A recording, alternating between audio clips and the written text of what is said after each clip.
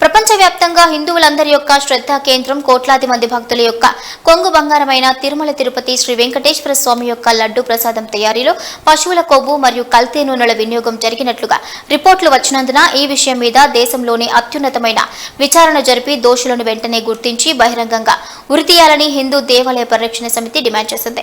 తిరుమలలో లడ్డు ప్రసాదం యొక్క కల్తీకి నిరసనగా దేవాలయ పరిరక్షణ సమితి ఇందూరు శాఖ ఆధ్వర్యంలో ఇందూరులోని గణేష్ చౌక్ వద్ద నిరసన ర్యాలీ నిర్వహించి కల్తీకి కారణమైన ఆంధ్రప్రదేశ్ మాజీ ముఖ్యమంత్రి జగన్మోహన్ రెడ్డి దిష్టి బొమ్మను దగ్ధం చేశారు.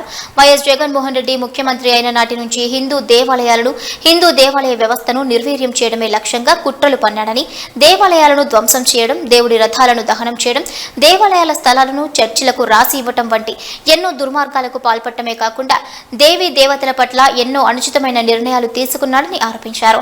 అతను చేసిన దుర్మార్గపు పనులన్నింటినీ సాక్ష్యాలతో సహా నిరూపించి బహిరంగంగా ఉరితీయాలని దేవాలయ పరిరక్షణ సమితి తరపున డిమాండ్ చేస్తున్నామని తెలిపారు.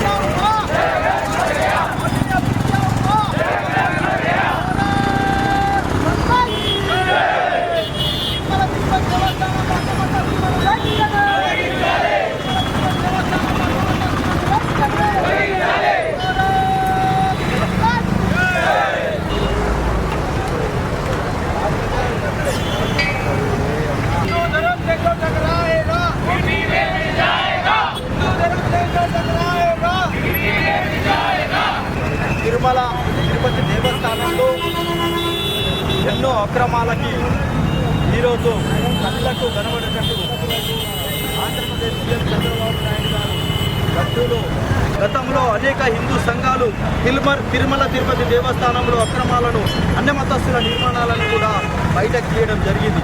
తక్షణమే ఆ లడ్డూ ప్రసాదంలో కల్తీ చేసినటువంటి టెండర్లలో పాల్గొన్నటువంటి వాళ్ళని కావచ్చు, తిరుమల తిరుపతి చైర్మన్ కావచ్చు, జగన్మోహన్ రెడ్డి కావచ్చు, వెంటనే వారిపైన విచారణ చేసి చర్య తీసుకోవాలని చెప్పేసి ఇందూరు దేవాలయ పరిరక్షణ సమితి డిమాండ్ చేస్తుంది. అదేవిధంగా ఉమ్మడి ఆంధ్రప్రదేశ్ తెలంగాణలో ఇక్కడ శ్రీశైలం కావచ్చు, వెమ్లవాడ కావచ్చు, బాసర్ కావచ్చు, అనేకమైన టెంపుల్లలో ఈరోజు హిందూ సమాజం కూడా నాసిరకం వస్తుందని చెప్పేసి మాకు చాలామంది చెప్పడం జరుగుతుంది.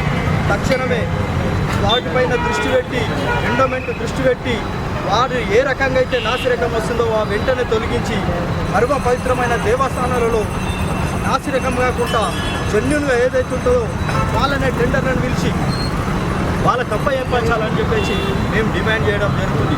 భారత్ మాతాకి భారత్. పవిత్రమైన పుణ్యస్థలము తిరుమల తిరుపతి దేవస్థానం.